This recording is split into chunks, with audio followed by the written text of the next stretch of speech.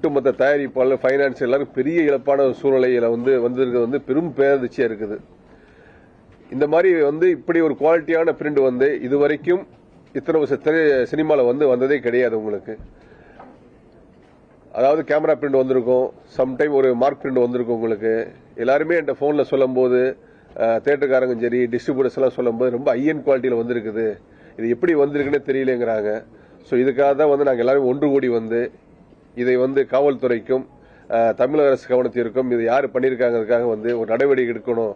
ஏன்னா இதுல பல லட்சம் பேர் இன்வால்மெண்ட் ஆகிருக்கிறோம், பல கோடி ரூபாய் இன்வெஸ்ட் பண்ணியிருக்காங்க, பல டிஸ்ட்ரிபியூட்டர்ஸ் பேமெண்ட் கொடுத்துருக்காங்க, பல தியேட்டர்காரங்க இருக்காங்க, பல லட்சம் தொழிலாளி வேலை செஞ்சிருக்காங்க. ஏன்னா இதே நிலை தொடரக்கூடாதுக்காக தான் இன்னைக்கு அவசர மீட்டிங்கா பண்ணியிருக்கிறோம். உங்களுக்கு இந்தியாவில் நடந்த மிகப்பெரிய திருட்டு இது எதுவுமே நடக்காத மாதிரி ஒரு அமைதியா இன்னைக்கு ஒரு சூழ்நிலை காணப்படுது. ஒருவேளை ஒரு பேங்க்ல ஒரு 500 கோடி ரூபாய் திருட்டு போயிருந்தா அன்னைக்கு இந்தியாவே அலரும் இல்லீங்களா? அதுபோல இது ஒரு 500 கோடி ரூபாய் சொத்து எந்த விதமான ஆர்ப்பாட்டமும் இல்லாம அது பாட்டுன்னு திருடப்பட்டு இன்னைக்கு பல லட்சம் பேர் பல கோடி பேரோட அறையில போய் அந்த சேர்ந்திருக்கு. இது எப்படின்னா இந்த படத்தை நம்பி ஏறக்குறைய 4 மாசமா எக்ஸிபிட்டர்ஸ்லாம் வெயிட் பண்ணிட்டு இருக்காங்க. இன்னைக்கு சினிமா ரொம்ப ஒரு பேடான சிச்சுவேஷன் இருக்கும்போது இந்த படம் வந்தா எல்லாருக்குமே ஒரு வாழ்க்கை வரும், இல்ல எல்லாருக்கும் பெரிய வருமானம் வரும் ஒரு நம்பிக்கையில ஏறக்குறைய 4 மாசமா எதிர்பார்த்துட்டு இருக்கும்போது தியேட்டர்ல வரும் நாங்களாம் உட்காந்து வெயிட் பண்ணிட்டு இருந்தோம். இன்னைக்கு திடீர்னு இன்டர்நெட்ல வெளியாயிருக்கு. இது எல்லாம் எந்த பாதுகாப்பும் இல்லாம இண்டஸ்ட்ரி இருக்கு. ஒருவேளை அது மாதிரி வந்தா அதை இமீடியட்டா அரெஸ்ட் பண்ணக்கூடிய அதாவது ஒரு ஆங்கில திரைப்படம் பைரசி ஆச்சுன்னா அதை கண்டிக்கிறதுக்கோ இல்ல அதை அரெஸ்ட் பண்றதுக்கோ ஒரு வழிவகை இருக்கு. ஆனா ஒரு இந்திய திரைப்படம் இது மாதிரி ஒரு பைரசி அதை பத்தி எந்த கேள்வியுமே இல்லாம இருக்கு. ஒரு சைபர் கண்ட்ரோல்ல இது எப்படி ஆக்ட் பண்ண போறாங்கிறது தெரியல எங்களுக்கு. இது நாங்க செக் பண்ணோம். அது எடிட் பிரிண்ட்னு வெளியே வந்திருக்கு. நம்ம எடிட்டர் கூப்பிட்டா மட்டும் விசாரிச்சோம். அது 2-3 இடத்துல அவங்க கன்னடத்துக்கு டப்பிங் பண்றதுக்கு ஒரு காப்பி அமைச்சிருக்காங்க, ஹைதராபாத்ல மிக்சிங் பண்றதுக்கு ஒரு கூகுள் டிரைவ்ல அமைச்சிருக்காங்க. அதை ஆக்ட் பண்ணி எடுத்தாங்களா இல்ல எப்படி வந்ததுன்னு தெரியல. அதாவது வெளியே வந்தது திருட்டுத்தனமா வெளியே வந்தது ஒரு ஆபத்து. அது அப்படி வந்துட்டாலும் இன்னைக்கு ஒரு திருட்டு பொருளை அவங்க எல்லாரும் பயந்துதான் விற்பான் திருடன். ஆனா இன்னைக்கு நடு ரோட்ல எல்லாரும் கண்ணுக்கு தெரிஞ்சு இன்னைக்கு பல கோடி பேர் வீட்டுல இந்த போய் சேர்ந்திருக்கு. இது எந்த விதமான ரியாக்ஷனும் இல்லாம இருக்கு. இதுதான் எங்களுக்கு இன்னும் பெரிய ஆபத்தா இருக்கு. அதாவது திருடப்பட்டது ஒரு வலி, ஆனா அதை பத்தி எந்த விதமான ரியாக்ஷனும் இல்லாம இருக்குது, அதை விட பெரிய வலியா இருக்கு. அது மட்டும் இல்லாம இன்னைக்கு கதிரேசன் சொன்ன மாதிரி இன்னைக்கு ஆயிரக்கணக்கான தொழிலாளர்கள் இந்த படம் வந்ததுன்னா அவங்க பல பேரோட வாழ்க்கையில ஒரு ஒளி வரும். சினிமா ஒரு டல்லா இருக்கிற நேரத்துல இந்த படங்கள் வரும்போது ஒரு புத்துணர்ச்சி எழுப்பும். இது ஒரு திரையரங்களுக்கு ஒரு திருவிழா மாதிரி இருக்கும். எக்ஸிபிட்டர்ஸ் டிஸ்ட்ரிபியூட்டர்ஸ் பணம் கொடுத்தா, டிஸ்ட்ரிபியூட்டர்ஸ் ப்ரொடியூசர்ஸ் பணம் கொடுத்தா, ப்ரொடியூசர்ஸ் தொழிலாளர் பணம் கொடுக்கும். இது ஒரு செயினான ஒரு இது இன்னைக்கு இந்த செயின் கட் ஆயிருக்கு. இது ஏறக்குறைய இந்த வருஷத்துல எல்லாரும் எதிர்பார்த்த இந்த திரைப்படம் இது எங்களுக்கு மிகப்பெரிய ஒரு அதிர்ச்சி, எங்களுக்கு மிகப்பெரிய இழப்பு. இப்போ ஒரு பயம் வேற எங்களுக்கு ஏற்பட்டிருக்கு. இந்த படம் வெளியான பிறகு எங்களுக்கு மத்திய மாநில அரசுகளுக்கு ஒரு மிகப்பெரிய ரெக்வஸ்ட், குறைஞ்சபட்சம் எங்களுக்கு இது மாதிரி வெளியானா அந்த திருடர்கள் தண்டிக்கப்படுவார்கள் அப்படிங்கிற ஒரு நம்பிக்கை எங்களுக்கு ஏற்படுத்தணும். நேத்துல இருந்து பாத்தீங்கன்னா பைனான்சியல் அசோசியேஷன்ல இருந்து எல்லாருமே எனக்கு போன் பண்ண ஆரம்பிச்சிட்டாங்க. ஏன்னா இன்னைக்கு ஓடிடி சாட்டில் விற்காத சூழ்நிலை ரொம்ப லிமிடெட் பைனான்சியர்ஸ் தான் இருக்கிறாங்க. சோ ஏன்னா இந்த மாதிரி உத்தரவாதமே இல்ல அப்படின்னா நாங்க எப்படி சார் இந்த எல்லா படங்களும் படம் கொடுக்கறது, எப்படி நாங்க இது பண்றது, எங்களுக்கு எந்த ஒரு உத்தரவாதம் இருக்கு அப்படிங்கிற மாதிரி இருக்காங்க. சோ இந்த படத்தினால கிடையாது, இந்த படத்தினால ஒட்டுமொத்த இண்டஸ்ட்ரியே சீரழிஞ்சு அடுத்து எப்படி ரன் ஆகும் அப்படிங்கிற எல்லாமே இருக்கு. உங்களுக்கு ஹைதராபாத்ல இதே மாதிரி பாத்தீங்கன்னா இந்த மாதிரி பைரசி வந்துச்சு அப்படின்னா அந்த சைபர் கிரைம் அந்த சேம்பர் பில்டிங்ல வச்சிருக்காங்க. இமிடியேட்டா அதுக்கான நடவடிக்கை எடுக்கிறாங்க. ஓரளவு ப்ரொடெக்ட் பண்ண வருது உங்களுக்கு. ஏன்னா இந்திய சினிமால அண்ணா சொன்ன மாதிரி இந்திய சினிமால இதான் முதல் முறை இத்தனை கோடி ரூபாய் எடுத்த படம் இப்படி லீக் ஆகிருக்கும் போது ஆல்மோஸ்ட் பாத்தீங்கன்னா ஒரு 400-500 கோடி ரூபாய் இழந்திருக்கு. ஒரு சின்ன ஒரு நகை கடையில போய் ஒரு 5 லட்சம் ரூபாய் நகை காணாம அதுக்கு எவ்வளவு கம்ப்ளைண்ட் கொடுத்து எவ்வளவு ப்ராசஸ் பண்றாங்க. அப்ப இதுல ஒரு ப்ரொடியூசர் இன்வெஸ்ட் பண்ண ப்ரொடியூசரை விட்டுருங்க, அதை தாண்டி திரையுலகத்துல இவ்வளவு பேர் இன்வால்வ் பண்ணிருக்காங்க. அவங்க அமௌண்ட்டுக்கு என்ன கேரண்டி இருக்குது?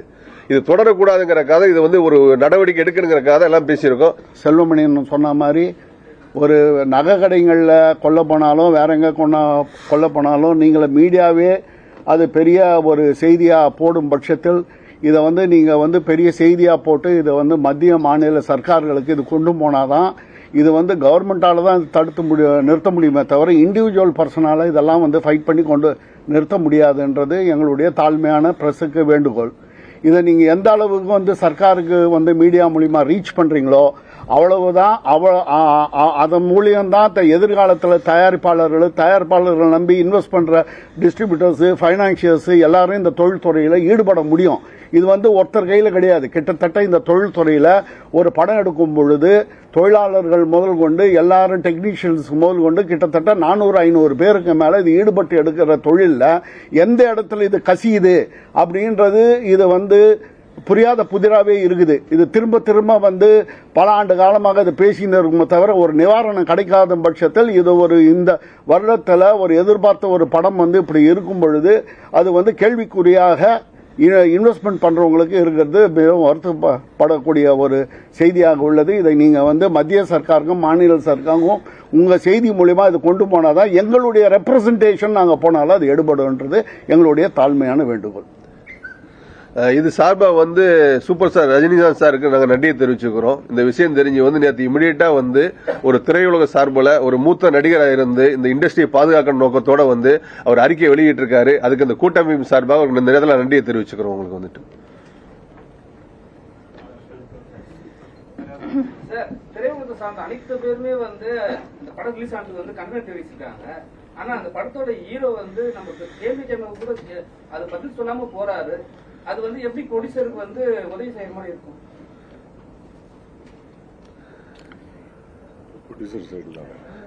இது வந்து ப்ரொடியூசர் சைடு நாங்க பாதிப்பா பாக்குறோம் உங்களுக்கு. ஏன்னா ஒரு ப்ரொடியூசர் இன்வெஸ்ட் பண்ணிட்டாரு, அவர் அதை ரெக்கார்ட் பண்ணணுங்கிற எல்லா ப்ரொடியூசர்ஸுமே அப்படிதான் ஒரு படத்தை வந்து நல்ல முறையில் ஆரம்பிக்கிறோம், நல்ல முறையில் ஹிட் ஆகும்னு சொல்லி பாக்குறோம். அது வருஷத்துக்கு 200 படங்கள் வரும்போது இல்ல சக்சஸ் ரேஷியோ வந்து 10 to 20% தான் இருக்குது. மிச்ச படங்கள் கொஞ்சம் முன்ன பண்ணா இருக்கு. உங்களுக்கு வந்துட்டு எவ்வளவு பெரிய படம் வந்து கசியும் பொழுது நமக்கு இது இடியா இருக்கும் பொழுது இது காலகாலமா இது வந்து தொடர்கதையாக நடந்துகிட்டு இருக்குது. இதற்கும் அரசியலையே நம்ம சம்பந்தப்படுத்த வேணாம். இது தொழில் ரீதியான ஒரு கசிவு ஏற்படும் பொழுது நம்ம தொழில் ரீதியா சர்க்காரை வந்து நம்ம அணுகி சர்க்கார் வந்து இது மூலியமா ஹெல்ப் பண்றதுக்கு தான் நம்ம அவங்களை கோரிக்கை வைக்கணுமே தவிர இதெல்லாம் போய் சர்க்கார் வந்து இன்டர்ஃபியரன்ஸ் இருக்குதுன்னு நம்ம நினைக்கிறது நமதுடைய மடத்தனம். என்ன சொல்லியிருக்காருன்னா அவராலையும் உதயநிதி ஸ்டாலினாலையும் தான் வந்து ரிலீஸ் பண்ணப்படுது அப்படின்னு சொல்லிட்டு நம்ம ஆதவர்ஜனே வந்து ஒரு பேட்டி கொடுத்திருக்காரு. அதை பற்றி உங்களுக்கு கருத்து என்ன? ஏன்னா நீங்க வந்து அதுக்கு சம்பந்தம் இல்லைன்றீங்க. ஐயா, இது வந்து அரசியல் கருத்துக்களுக்கு நம்ம பதில் சொல்ல முடியும். நம்ம எல்லாம் இருங்க நம்ம வந்து தொழில் பண்றவங்க. எருது பொண்ணு காக்கைக்கு தெரியாது. எருது பொண்ணு வந்து வலி வந்து எருதுக்கு தான் தெரியும், காக்கைக்கு தெரியாது. அப்படி இருக்கும் பொழுது இது வந்து தொழில இன்வெஸ்ட் பண்ணவங்க எல்லாம் குமரின்னு இருக்கலாம் பணத்தை போட்டுட்டு. எப்பறம் அந்த பணம் அந்த தயாரிப்பாளருக்கு எப்படி வழி இருக்கும், அந்த டிஸ்ட்ரிபியூட்டர்ஸ்க்கு பணம் கொடுத்தவனுக்கு 4 மாசமா அந்த படம் வெளியில வராத அவன் வட்டி கிட்டிக்கு வாங்கி கொடுத்துருக்க பணத்துக்கு எவ்வளவு வழி இருக்குன்றது அந்த பணம் கொடுத்தவனுக்கு அந்த முதலீடு செஞ்சவனுக்கு தான் இருக்குமே தவிர இதுக்கு வந்து இந்த கேள்விக்கெல்லாம் இப்போதைக்கு பதில் சொல்லக்கூடிய காலகட்டங்கள் இப்ப கிடையாது. இது வந்து நம்ம வந்து தொழில் பண்ணின்னு இருக்கோம். அந்த தொழில வந்து இருக்கிற நலிவு சொல்லுகளை சர்க்காராண்டு சொல்லி தான் போக்க முடியுமே தவிர இது இவர் சொல்றாரு அவர் சொல்றாரு இதுக்கு வந்து பதில் சொல்லக்கூடிய நேரங்கள் இது நமக்கு இல்லை சார். அதுக்கு நமக்கு அப்பாற்பட்டு சொல்ற இது அதில் வந்து நம்ம தொழில் பண்றவங்க தலையிட முடியாது, அதுக்கு பதிலும் சொல்ல முடியாது.